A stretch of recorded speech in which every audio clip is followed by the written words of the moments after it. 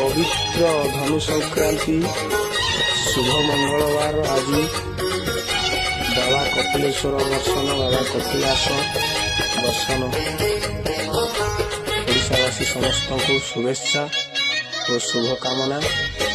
ବାବା ଚନ୍ଦ୍ରଶେଖର ସମସ୍ତଙ୍କୁ ଭଲରେ ରଖନ୍ତୁ, ସମସ୍ତଙ୍କର ଦିନ ମଙ୍ଗଳମୟ ହେଉ।